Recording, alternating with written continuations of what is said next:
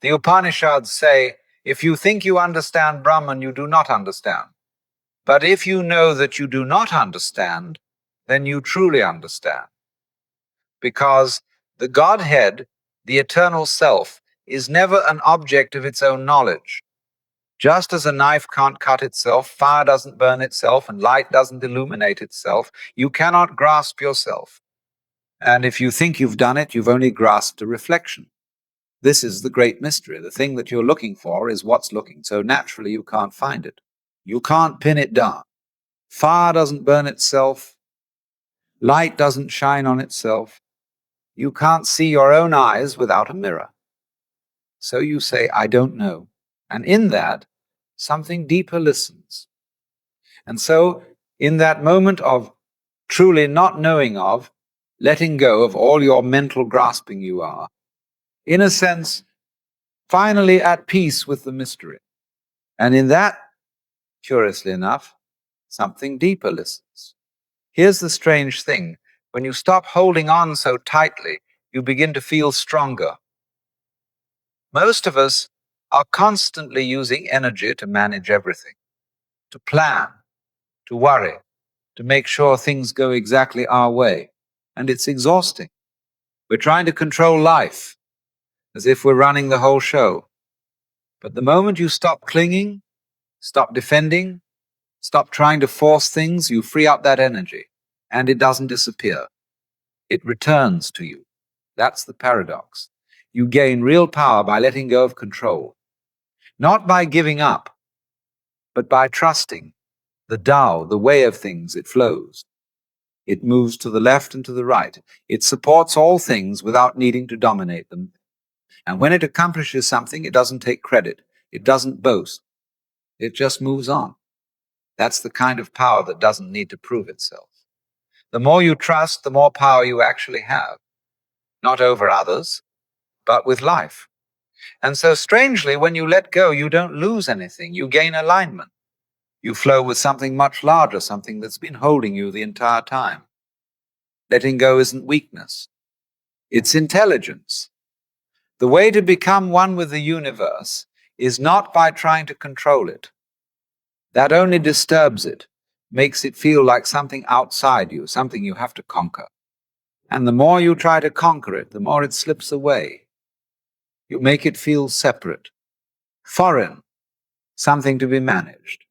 But when you begin to trust it like you would trust another person, something shifts. You say, let's see what you're going to do. And in doing that, you're not just speaking to the universe out there, you're speaking to yourself. Because ultimately, you don't know where your decisions come from. They just appear. Like hiccups. They bubble up from the depths. This is the strange thing about trust. It looks like a risk, but it turns out to be a return to how things already work. You trust your heart to beat. You trust your nervous system to wake you in the morning. You can even say, I want to wake up at 6 o'clock. And more often than not, you do. As if something in you knows, even though you don't. That's the principle. Let the world move as it does, and you begin to move with it. When we decide, we worry. Did I think about it long enough? Did I take in all the facts? Did I overlook something? But the truth is, you never can consider all the data. In any situation, the number of variables is infinite. You think you've worked it all out, but you haven't. So what you do is go through the motions. You weigh this and that, and then when the moment comes, you make a snap judgment. It pops out almost by itself. Sometimes you get the vague outline of things. Sometimes you make a good decision on rational grounds. But more often than not, you forget all the variables that could have gone wrong. And somehow, it works. That's the mystery. The problem isn't making decisions. The problem is thinking you can make them perfectly. Like the man sorting potatoes. Chopping wood was fine. Fixing fences was fine. But sorting potatoes into pile, sell, seed, discard was too much. Decision after decision after decision. That's the weight we carry. And it's unnecessary. The more you try to decide with total certainty, the more anxious you become. But when you let go a little, something deeper takes over. Something that already knows. Very great business people are not the ones who try to control every detail. They are the ones who delegate authority, who trust others to act. And in doing so, they create something that works like a living organism, not a machine, not a dictatorship, a body. Because life itself functions this way. Constant delegation, trust at every level. Cells don't report back to central headquarters. They act. And in acting, they cooperate in a system far more intelligent than any one part could understand. Evolution itself depends on this. Constant adaptation, mutual participation, kind of unconscious wisdom. This is why democracy is superior to monarchy. Not because it's always right, but because it allows for that synergize the intelligence of a complex system made of individuals who don't fully know what's going on, but who together form something that works. That's the pattern of nature. That's how intelligence spreads not by force, but by participation. When you let go of control and trust others, you're not weakening your position. You're entering into the same dynamic that drives life forward. To trust is not to be naive. It is to be aligned with the very structure of existence. When you move with the flow, life begins to cooperate. There's a story of the Kon-Tiki expedition. A man builds a raft from balsa wood to sail from South America across the Pacific. It's an experiment, a leap of faith. He sets it in motion and soon discovers all sorts of unexpected things working in his favor. When the wood got wet, it swelled and the ropes bit into it, locking everything tightly. He hadn't planned that. Flying fish landed on the deck each morning, breakfast delivered. He had touched the key. He wasn't struggling against nature. He wasn't trying to force anything. He was cooperating with the larger movement, aligning with something older, deeper, and more intelligent than any personal plan. And the astonishing thing was how many things went right, how much unseen help arrived. Because when you stop resisting the current, when you stop trying to dominate the ocean, you find it already knows where to take you. You're not in charge. You're part of something vast. And the more you let that be true, the more everything starts to work. Not always the way you expect, but the way it needs to.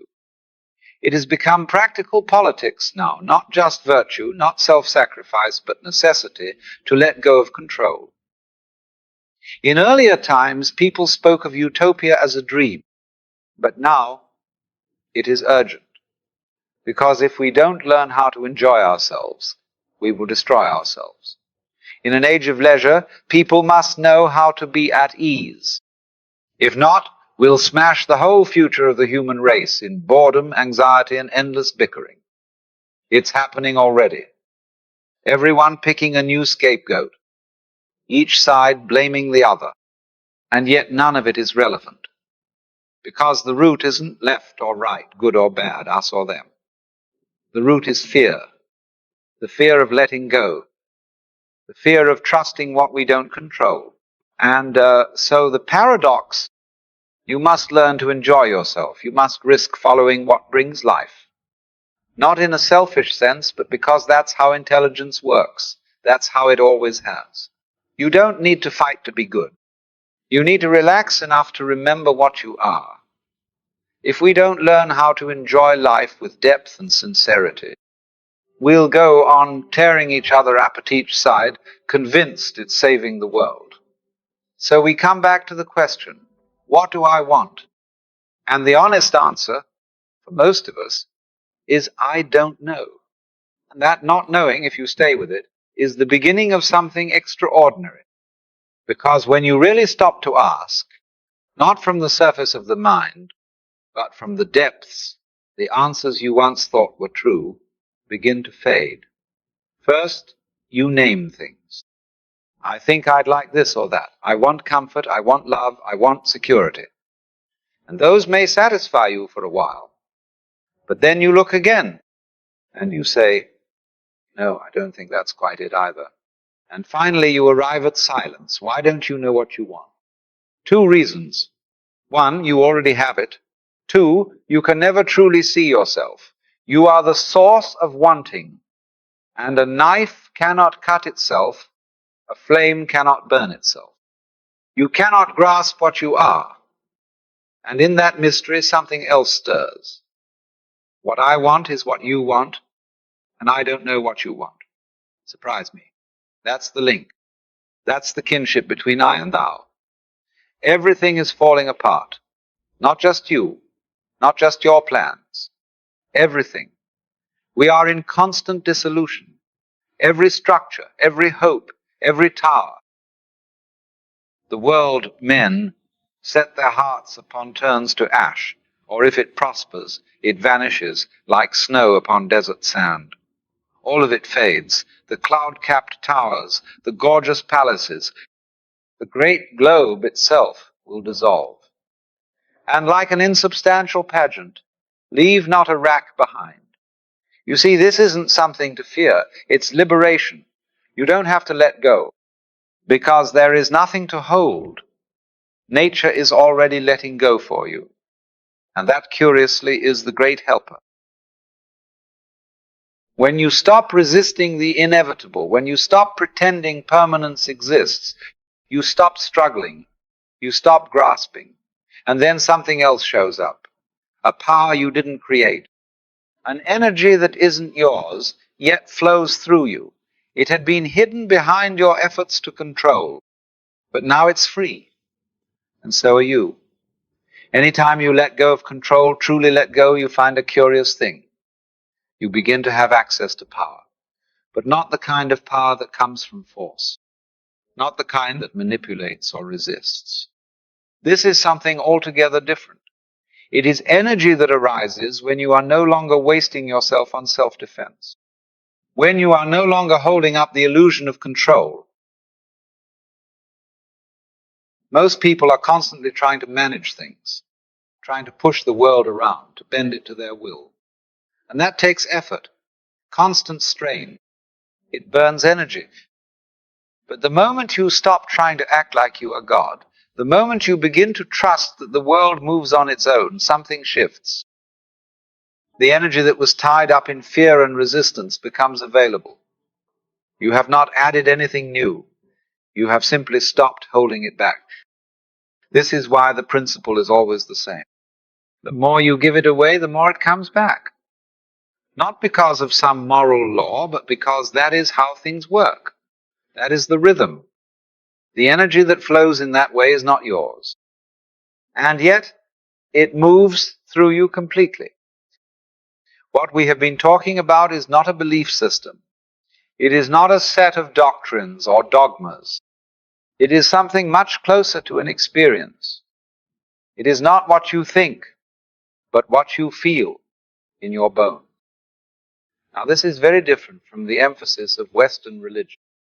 The Western tradition, especially Christianity, has placed enormous weight on belief. Do you believe the right things? Do you hold the correct views? Faith, they say, is what saves you.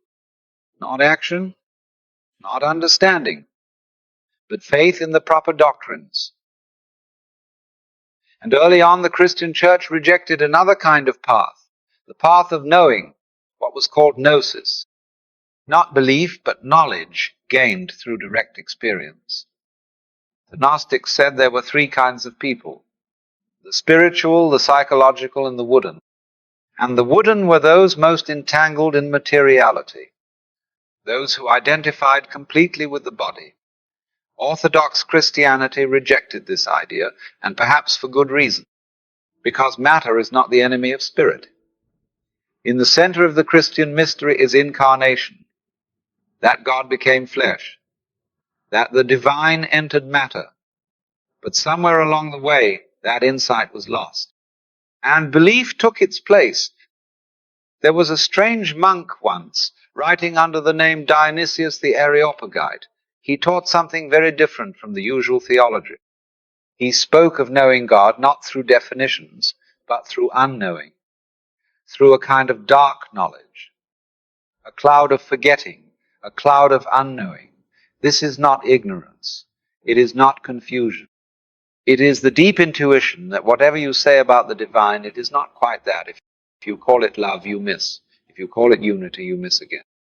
Every word falls short.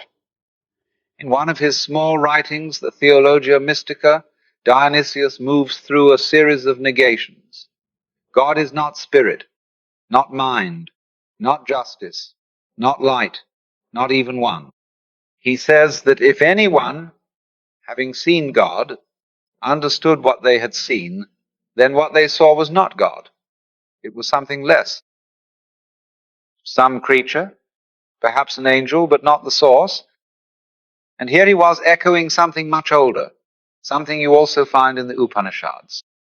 The idea that the highest truth is not what can be spoken, but what remains when all speaking stops. When you know that you do not know, that is when you begin to understand. So in the end, to not know is to be open. To let go is not a loss. It is a return. You fall into the rhythm of things. You stop struggling against the current. You begin to trust what you do not understand. And then the universe begins to move with you. Not because you've figured it out, not because you've mastered some technique, but because you've stopped pretending to be separate. You've stopped trying to possess life, and instead you let life pass through you. The energy that comes when you give up control is not yours.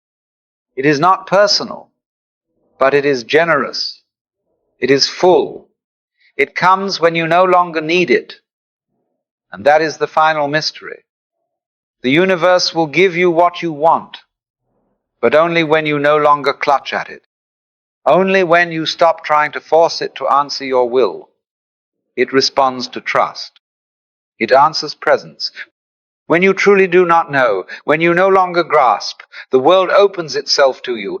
And in that moment, you are not a stranger in the cosmos. You are home.